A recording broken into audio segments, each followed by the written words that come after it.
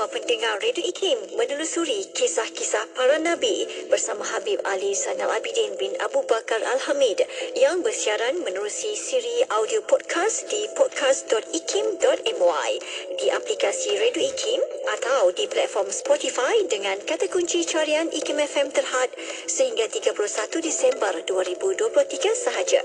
Nak tahu juga platform digital Radio IKIM yang ada? Hanya pergi ke slick.bio/IKIMFM. Saya ulangi, slick.bio/IKIMFM. Selain itu, dengarkan juga podcast pilihan seperti Tafsir Al-Quran, Syariah dan Perundangan, Topik Jumaat dan banyak lagi yang disediakan di dalam audio podcast Spotify Radio IKIM.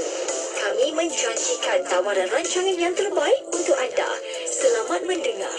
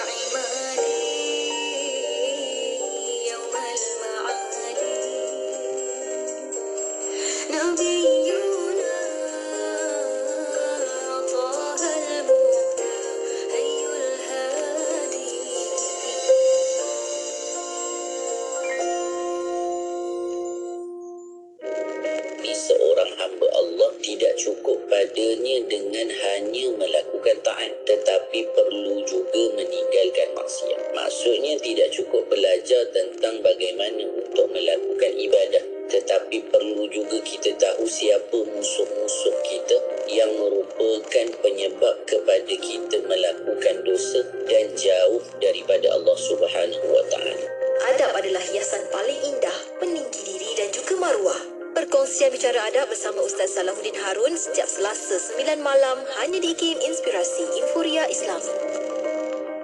Wadah ilmu sepanjang hari, berkongsi santapan sanubari. Pastinya hanya di IKIM Inspirasi Inforia Islami.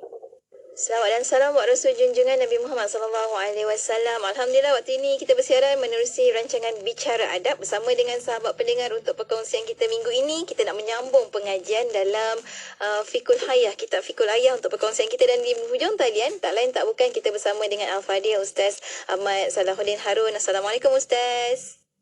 Assalamualaikum warahmatullahi taala wabarakatuh. InsyaAllah, terima kasih banyak Ustaz sudi sekali lagi bersama dengan kami di Radio IKIM untuk perkongsian. Dan minggu lepas, baru-baru ni Ustaz, kami berada di Sendayan. Ramai yang berkirim salam dekat Ustaz, mendengar pengajian kita setiap malam. Masya Allah, Alhamdulillah. Jadi Ustaz, jadinya sebelum kita nak mulakan pengajian kita, hari ini kita dah sampai muka surat yang ke-15 untuk kitab Fiqhul Hayah. Cuma awalan ini kita mulakan dengan doa majlis taklim. Ustaz, silakan. Astaghfirullahalazim, astaghfirullahalazim, astaghfirullahalazim. Alladzi la ilaha illa huwal hayyul qayyum wa atubu ilaih. La ilaha illallah wahdahu la syarika lah. Lahul mulku wa lahul hamdu yuhyi wa yumiit wa huwa ala kulli syai'in qadir. Wa la hawla wa la quwwata illa billahil aliyyil azim. Assalamualaikum warahmatullahi taala wabarakatuh. Kita mulakan pengajian kita pada malam ini dengan Ummul Furqan Al-Fatihah. A'udzubillahi minasyaitanir rajim. Bismillahirrahmanirrahim. Bagi memberkati pengajian kita, kita akan membaca doa majlis ta'lim dengan niat mudah-mudahan Allah Subhanahu wa taala merahmati dan memberkati majlis kita pada malam ini. Allah Subhanahu wa taala mengurniakan kepada kita dengan kefahaman yang benar, dan Allah Subhanahu wa taala mengurniakan kepada kita taufik untuk kita beramal dengan apa yang telah kita pelajari, apa yang sedang dan akan kita pelajari. Mudah-mudahan dapat kita mengamalkannya sebagai bekalan kita bertemu dengan Allah Subhanahu wa taala. Allahumma amin ya rabbal alamin. Bismillahirrahmanirrahim. Allahumma inna nuqaddimu ilaika baina aydina kulli nafasin wa lamhatin wa lahzatin wa khatratin wa tarfatin yatrifu biha ahlus samawati wa ahlul ard wa kullu shay'in huwa kainun fi ilmik aw qad kan nuqaddimu ilaika baina aydina dhalika kulli. Allahumma rabbana atina min ladunka rahmatan wa 'allimna min ladunka ilma. Subhanaka la ilma lana illa ma 'allamtana innaka antal alimul hakim. Bismillahirrahmanirrahim. Nawayna at-ta'alluma wat-ta'lim wa tadhakkura wat-tadhkir wan-naf'a wal-intifaq wal-ifadata wal-istifadah wal-hatha 'ala at-tamassuki bi kitabillahil aziz wa sunnati rasulih wa du'a ila al-huda wad-dilalati 'ala al-khair ibtigha'a wajhi Allah ta'ala wa ridha'ihi wa qurbihi wa thawabihi subhanahu. Allahumma alhimna ilman nafaqahu bihi awamirak wa nawahik warzuqna fahman na'rifu bihi kaifa nunajik ya arhamar rahimin. Allahumma inna nas'aluka fahman nabiyyin wa hifzal mursalin wa ilhamal malaikatil muqarrabin. Allahumma aghnina bil ilmi wa zayyinna bil hilmi wa akrimna bit taqwa wa jammilna bil afiyati ya arhamar rahimin. Allahumma inna nastawdi'uka ma qara'nahu aw naqra'uhu fi hadzal majlis wa ma qablahu wa ma ba'dahu fahfazhu 'alaina hatta taruddahu ilaina waqta ihtiyajina ilayh. Allahumma akrimna bi nuril fahmi wa akhrijna min dhulumatil wahmi وافتح لنا أبواب رحمتك وانشر علينا حكمتك يا أرحم الراحمين. وصلى الله على سيدنا محمد وعلى آله وصحبه وسلم. اللهم يا من مقاليد الأمور كلها بيدك وإليه يرجع الأمر كله يا فتاح يا عليم افتح علينا فتحا قريبا. وصلى الله على سيدنا محمد وعلى آله وصحبه وسلم. Bismillahirrahmanirrahim. Rabbi shrah li sadri wa yassir li amri wa hlul 'uqdatam min lisani yafqahu qawli wa saddid alsinatana wahdi qulubana waf'al kadzalika bi ahbabina abada warzuqna kamala futuhil arifin wal fiqa fid darain ma'a kamalil ikhlasi was sidqi wal yaqin wal afiyati wal ghina wal nasri wal hifzi wal naf'i wal intifa' wa khairatid darain wa ulumil awwalin wal akhirin wa sallallahu ala sayyidina Muhammad wa ala alihi wa sahbihi wa sallam walhamdulillahi rabbil alamin. Alhamdulillah wassalatu wassalamu ala sayyidina Rasulillah wa ala alihi wa sahbihi wa man walah, amma ba'd. Alhamdulillah, puji dan syukur kita panjatkan kehadrat Allah Subhanahu wa taala dengan izin dan inayah daripada Allah Subhanahu wa taala, taufik daripada Allah, kesempatan daripada Allah Subhanahu wa taala. Allah Subhanahu wa taala masih memberikan ruang dan peluang kepada kita, masih memberikan kelapangan kepada kita untuk bersama-sama kita berada dalam satu majlis yang cukup baik, yang kita harapkan padanya itu ada rahmat, kasih sayang dan pandangan daripada Allah Subhanahu wa taala. Itulah dia majlis-majlis mengingati Allah Subhanahu wa taala dan juga majlis ilmu. Pada malam ini kita akan menyambung perbahasan kita di dalam kitab Fiqhul Hayah, berbicara berkaitan dengan apa yang dapat kita fahami daripada kehidupan kita. Perkara yang memang kita lewati dalam hari-hari kita sebenarnya memberi pengajaran dalam hidup kita. Bahkan yang lebih penting, apa yang kita lewati adalah sebenarnya untuk mendekatkan kita dengan Pencipta. Kerana tujuan kita hidup untuk kembali kepada kita, datang daripada Allah dan hanya kembali juga nanti kepada Allah Subhanahu wa taala yang menciptakan kita. Maka kita perlu hidup sesuai dengan kehendak Allah, bukan kehendak kita. Kita perlu lakukan apa yang diinginkan oleh Allah, bukan yang diinginkan oleh kita. Kerana kita, diri kita, apa yang ada pada kita, semuanya adalah milik Allah Subhanahu wa taala. Baik. Pada malam ini kita akan bahaskan satu tajuk yang disebutkan oleh penulis berkaitan dengan faedah manisnya kepahitan hidup. Kalau kita fahami yang pahit itu pahitlah, macam mana pula nak jadi manis? Macam mana manis tu manis, pahit tu lawan bagi manis. Namun di sini penulis membawa kita untuk kita ketahui sesuatu yang membawa kepada manis, maka walaupun pahit sebenarnya manis. Bahkan kita itu mendapat kemanisan daripada mungkin jutaan kepahitan. Maka yang pahit itu akhirnya manis. Bahkan kita dah sebut pada pertemuan sebelum ini, kalaulah kita cerita tentang ataupun kita panggil orang-orang yang telah berjaya dalam hidup, yang mereka ceritakan bukan tentang kemanisan yang mereka lalui, tetapi yang akan mereka ceritakan yang pahit. Maka kepahitan itu hakikatnya sebenarnya manis. Jadi kita tak payahlah cakap kepahitan hidup, Ustaz. Kita cakaplah kemanisan hidup. Taklah, kan? Dia manis yang pahit. Pahit yang manis. Nanti kita tengok. Manis satu pun kita dah. Kita tengok apa yang disebutkan. Baik.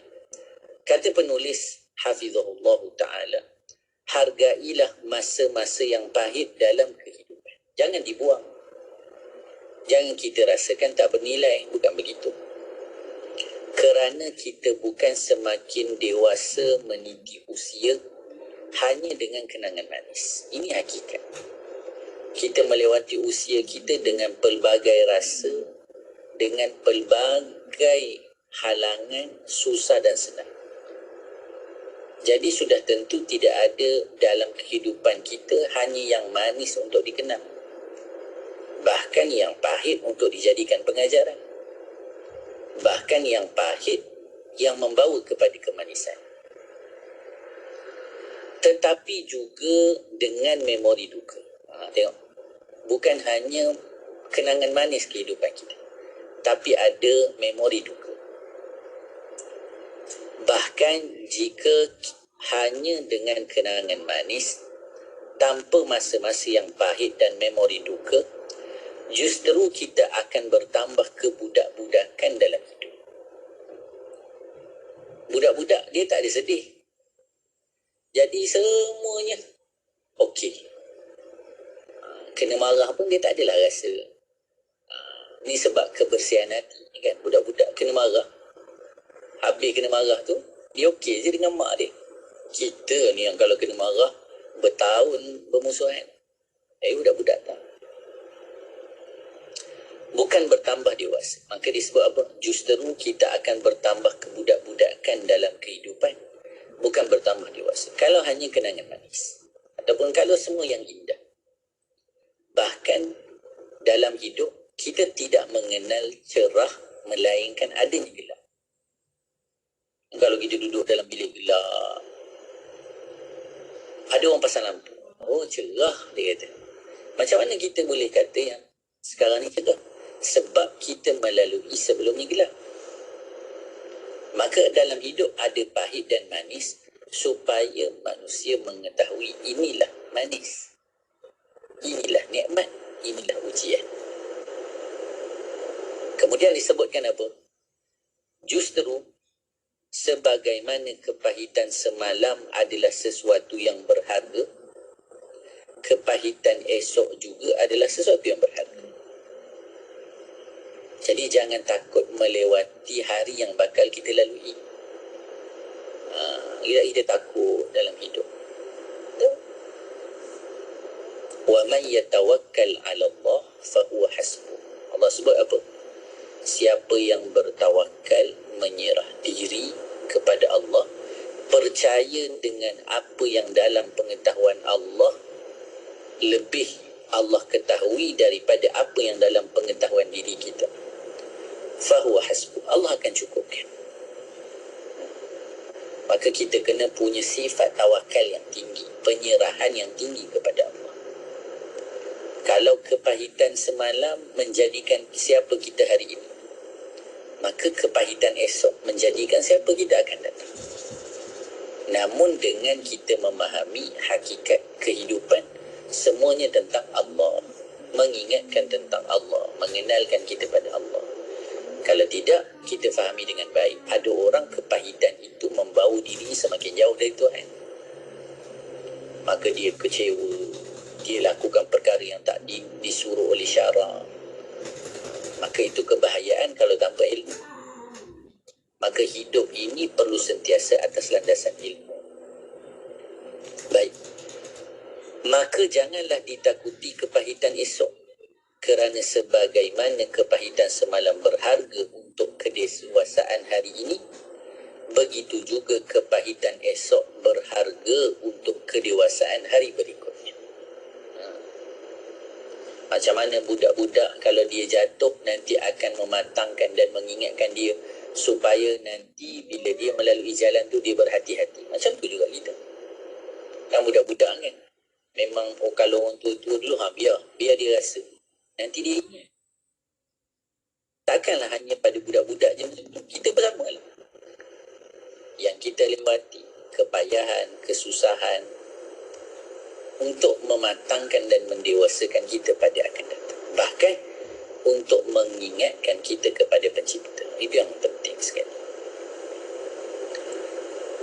Kemudian disebut apa? Jangan ditakuti kepahitan esok, kerana kita dewasa hari ini dengan ribuan kepahitan semalam. Itulah kita hari ini. Kalau jatuh, macam mana abang boleh berjaya dalam SPM? Oh, kalau nak cerita masa zaman sekolah abang, kan kita cerita kepahitan.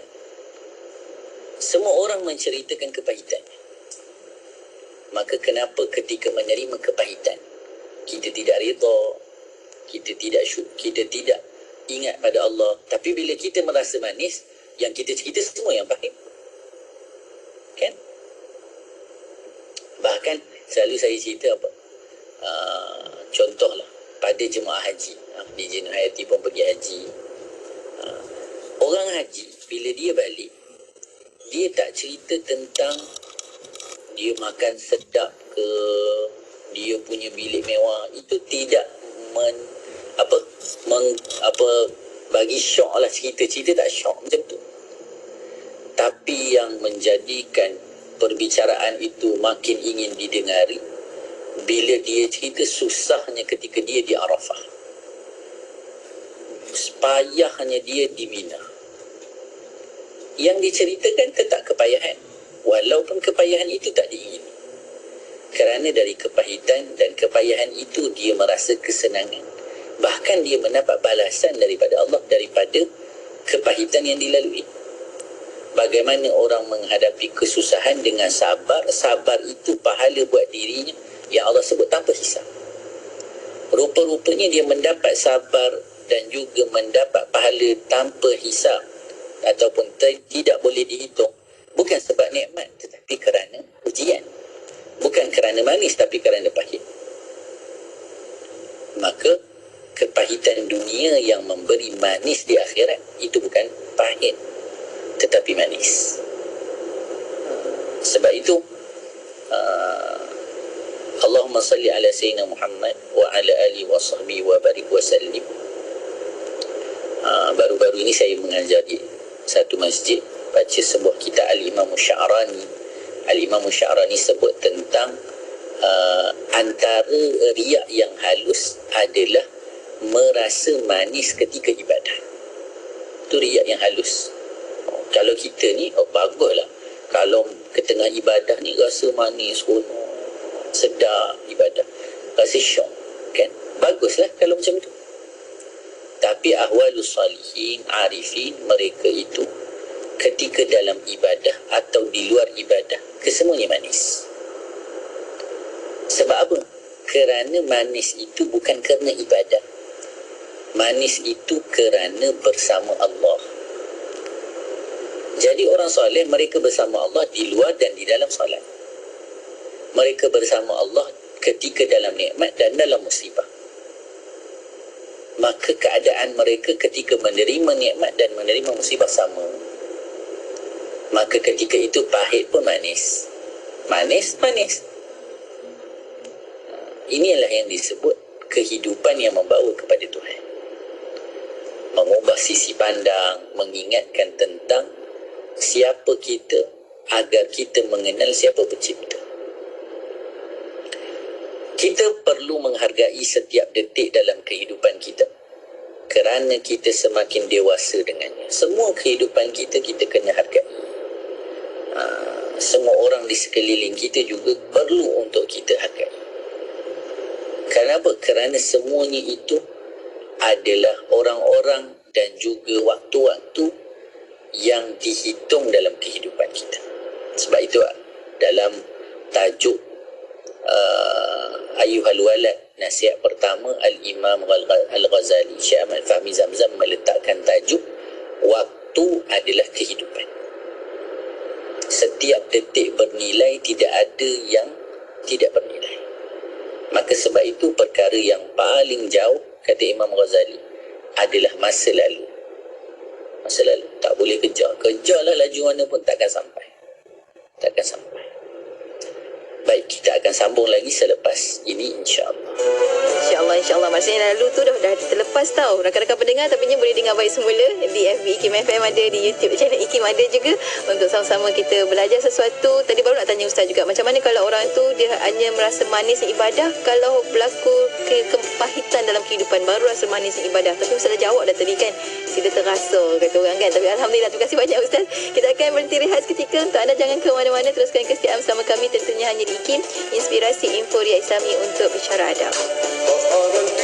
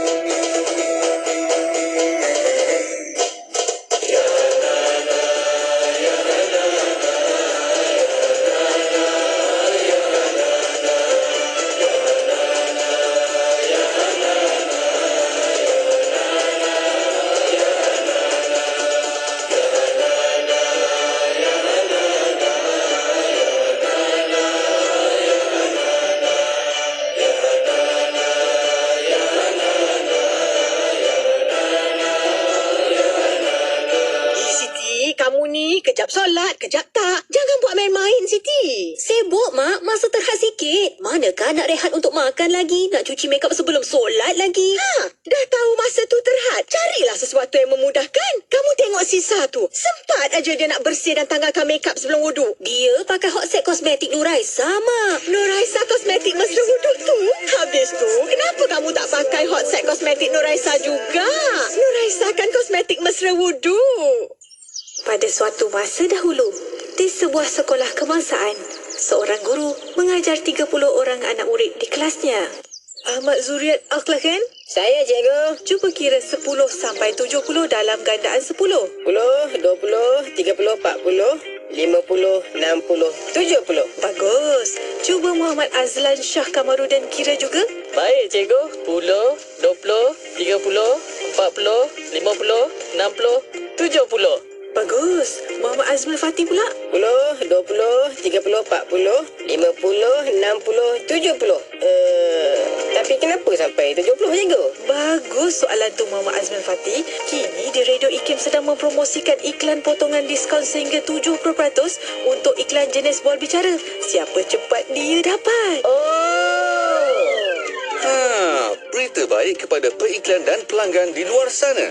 Kini kami di Radio IKIM akan mengadakan promosi iklan bual bicara potongan sehingga 70% diskaun. Berminat? Sila hubungi kami segera di talian 019-650-7976 untuk maklumat lanjut. Hubungi kami segera, tempat adalah terhad, tertakluk kepada terma dan syarat. Rawatnya berkala. Pengisian bermutu. Inspirasi, euforia Islam. Semuanya di IKIM. Bismillahirrahmanirrahim. Terima kasih kepada DJ Nur Hayati. Tadi disebutkan oleh penulis, kita perlu menghargai setiap detik dalam kehidupan kita. Kerana hidup ini bukan tentang puluhan tahun umur kita. Bukan tentang ribuan bulan yang kita lalui. Tetapi ia adalah detik-detik masa yang berlalu. Kita tidak tahu di detik mana kita diberhentikan, dan kita mengharapkan kita diberhentikan di detik yang kita mendapat keredaan Allah Subhanahu wa taala. Sebab itu dalam hidup kita kena sentiasa berdoa kepada Allah agar Allah mengakhiri kehidupan kita dengan husnul khatimah. Maka disebutkan apa? Kita perlu menghargai setiap detik dalam kehidupan kita, kerana kita semakin dewasa dengannya. Kita dewasa dengan masa yang kita lalui, kita lewati. Kita tidak boleh terus menyalahkan semalam untuk menyalahkan esok. Penulis punya bahasa. Sampai bila kita nak salahkan masa lalu kita untuk esok yang akan kita lalui? Bahkan jadikan semalam sebagai pelajaran, agar hari ini sebagai medan amalan dan esok sebagai lembah pengharapan. Inilah yang perlu sentiasa kita ingat.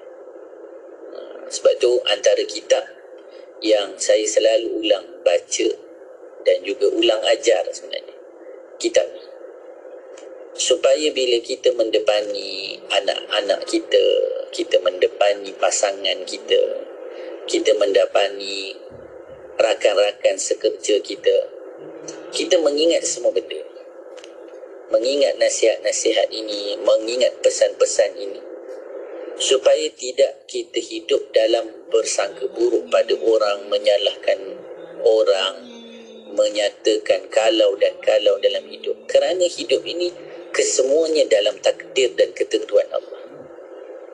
Apa yang berlaku akan berlaku.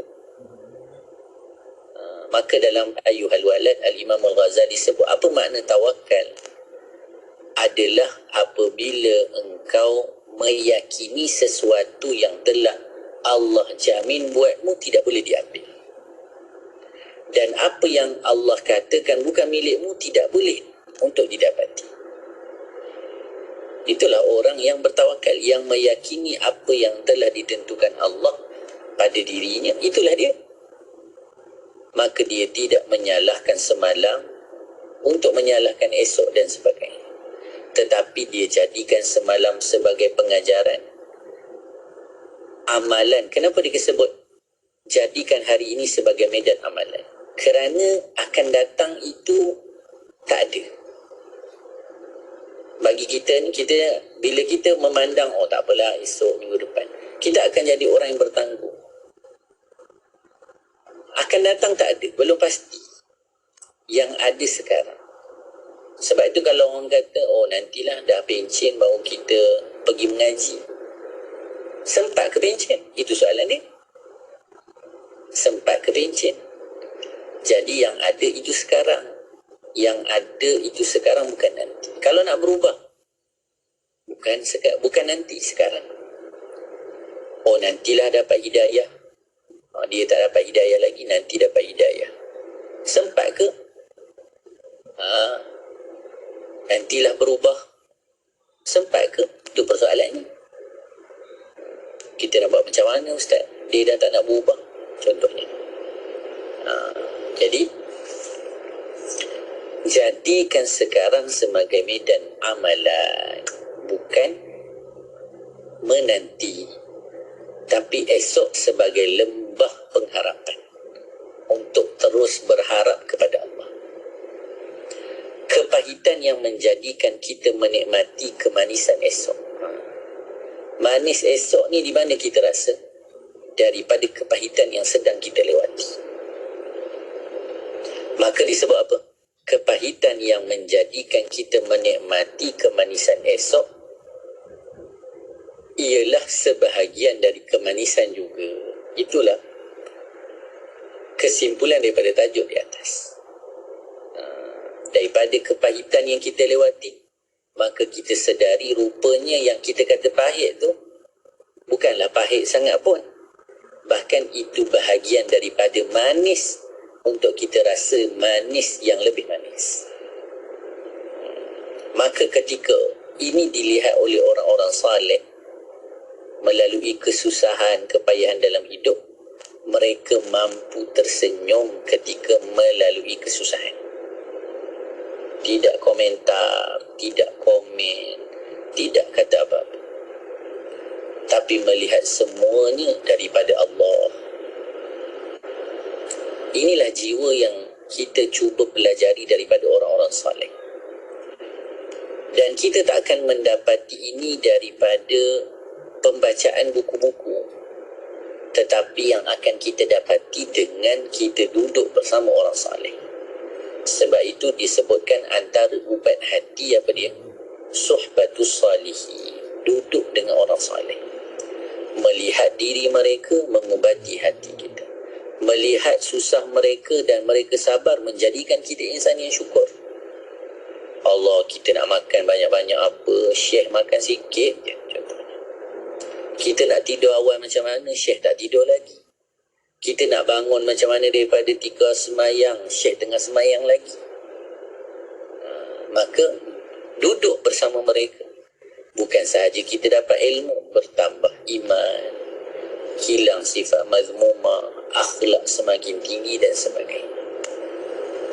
Ini keutamaan dalam kita duduk dengan orang-orang yang baik. Sebab itu, di samping pengajian yang kita hadiri secara maya, jangan tinggalkan pengajian secara talaqi, berdepan. Pergi duduk. Bahkan melihat orang soleh sahaja, itu dapat menenteramkan hati. Apalagi kalau duduk bersama mereka. Lebih utama kita akan mendapat kebaikan. Baik, kita sambung sedikit lagi perbahasan di dalam tajuk berikutnya yang nanti kita akan selesaikan pada pertemuan seterusnya. Penulis bawakan lagi satu kaedah. Jadi tadi satu kaedah. Apa dia? Manisnya kepahitan hidup. Maksudnya apa? Kepahitan hidup itu pun sebenarnya manis kerana mematangkan. Sekarang didatangkan lagi satu kaedah. Apa kaedahnya? Sabarlah terhadap duka sebagai tanda syukur terhadap suka. Ketika orang mampu menyabari kedukaan dan kesusahan, maka nanti dia akan mudah untuk bersyukur di atas kenikmatan dan kesukaan. Disebutkan apa? Jika anda menghadapi kesulitan untuk sabar. Ada orang kata, Allah Ustaz, sabar ni cakap tu memanglah senang, tapi nak buat tu bukan senang. Ni hati je tahu Ustaz. Kami yang perempuan je tahu. Itu contoh. Kan? Contoh Ustaz tak tahu ni. Yang perempuan ni. Sabar tu.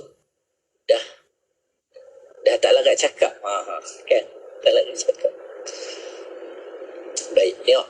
Jika anda menghadapi kesulitan untuk sabar, tanyakan dalam diri anda, adakah memang hidup anda sentiasa dalam kesulitan? Tanyakan pada diri kita. Susah saja ke hidup kita ni? Taklah Ustaz. Dah, taklah. Dia jangan lepas tu tapinya. Tapi tu tak nak. Taklah Ustaz, memanglah banyaklah yang senang. Sudah. Banyak senang kan? Jadi sedikit sulit. Bahkan sebagaimana Nabi sebut apa? Allahumma salli ala sayyidina Muhammad. Asyaddun nasi bala'an al-anbiya thumma al-amsal fal-amsal. Nabi kata apa? Seberat-berat manusia yang diuji adalah para anbiya. Thumma al-amsal fal-amsal. Kemudian orang yang mengikuti jalan Nabi, dan kemudian orang yang mengikuti jalan Nabi. Maka ujian kita tak sehebat ujian para anbiya, yang kalau kita membaca satu persatu kisah mereka, ujian mereka cukup sukar. Cukup baginda Nabi SAW kehilangan ayahnya ketika mana dalam kandungan. Kemudian Nabi SAW dihantar ke kampung Bani Sa'ad, duduk bersama ibu susunya Sayyidatuna Halimah ketika usianya kecil, sampai umurnya 4 masuk ke 5 tahun, baru nak bermanja dengan ibunya. Bayangkan, daripada kecil dah duduk dengan mak, lepas tu duduk dengan mak baru nak manja, baru nak seronok. Tiba-tiba ibundanya pula dijemput Allah pada umurnya 6 tahun. Bukan satu yang mudah yang dilalui oleh Nabi kita sallallahu alaihi wasallam. Maka ketika mana kita merasakan kesulitan dalam hidup, tengok, adakah memang hidup kita ni sulit, susah je, payah je? Kalau tidak, tengok dia kata, tidak adakah barang sedetik dua anda bahagia dan gembira dalam kehidupan? Tak ada ke kita rasa seronok dalam hidup ni? Tak ada ke kita rasa bahagia dalam hidup kita? Kita tengok sikit lagi, dia kata apa? Bahkan anda merasa susah dengan susah kerana pernah senang. Itu je. Kalau tak pernah rasa senang, maka yang susah tu bukan susah. Kan? Memang macam ni lah Ustaz. Tak adalah pernah senang, macam ni je. Susah ke? Tak tahulah susah ke tidak, dari dulu dah macam ni. Contoh. Tapi kenapa kita rasa yang susah tu susah? Kerana pernah senang. Jika anda sentiasa susah dan tidak pernah senang, maka anda akan mendapati betapa susah itu bukanlah suatu kesusahan lagi. Kerana sudah biasa susah. Maka saat anda menghadapi kedukaan, ingatlah masa-masa anda mendapat kegembiraan. Jadi macam mana kaedahnya untuk kita ubah hati kita bila kita tengah sedih, tengah susah, tengah payah? Ingat segala kegembiraan yang Allah bagi. Ingat segala kegembiraan yang Allah berikan. Ingatlah orang yang lebih susah daripada anda. Tengok kita susah, tengok orang lagi susah. Lalu anda akan dapati kesenangan berbanding mereka. nescaya kita akan jadi orang yang syukur. Walaupun kita katakan memanglah tahu macam tu, tapi nak buat susah. Lakukan. Sampai kita selalu mengulangnya, sehingga itu sudah menjadi bahagian daripada sisi pandang kita ketika mana kita menghadapi kesusahan dan kesenangan. InsyaAllah pada pertemuan akan datang kita akan sebutkan apa yang Allah sebut. Fa inna ma'al usri yusra. Inna ma'al usri yusra. Jadi kita akan bicara tentang susah dan senang. Bahkan Allah Subhanahu wa taala sebut bersama susah mesti ada senang. Bersama susah mesti ada senang. InsyaAllah kita akan kupas tentang susah dan senang pula setelah ini. Setelah kita faham manis dan pahit, maka kita fahami pula apa maknanya susah dan senang. Wallahu a'lam. Masya Allah, ni kita kena belajar ni. Selalu orang tanya macam mana tips nak berdamai dengan takdir. Inilah tips-tipsnya. Ustaz dah berikan satu persatu. InsyaAllah minggu depan kita akan sambung lagi. Terima kasih banyak Ustaz. Mudah-mudahan Allah ya Ghafur ya Syakur itu membantu kita menata hati masing-masing. InsyaAllah untuk membantu kita menjadi orang yang senang. Bukan senang dalam kehidupan je, tapi senang kat hati juga Ustaz kan. InsyaAllah. Terima kasih banyak Ustaz. Sampai kita bertemu lagi minggu hadapan insyaAllah. Assalamualaikum Ustaz. Assalamualaikum warahmatullahi wabarakatuh. Dan untuk anda sahabat pendengar, teruskan kesetiaan sama kami tentunya hanya di IKIM Inspirasi Inforia Islami. Ya Habibi ya Muhammad, ya Habibi ya Muhammad, ya Habibi ya Muhammad, wassalatu ala Muhammad wa ala ali Muhammad. Senhor, faz tua sala sobre e faz nos amar con él. Sácanos sin su tropel, justa seña de Muhammad, justa seña de Muhammad. Ya Habibi ya Muhammad, ya Habibi ya Muhammad, ya Habibi ya Muhammad, wassalatu ala Muhammad wa ala ali Muhammad. Tu palabra llegará luego, será recibido tu ruego, abraza salam entrego. Esos son los bellos de Muhammad, esos son los bellos de Muhammad.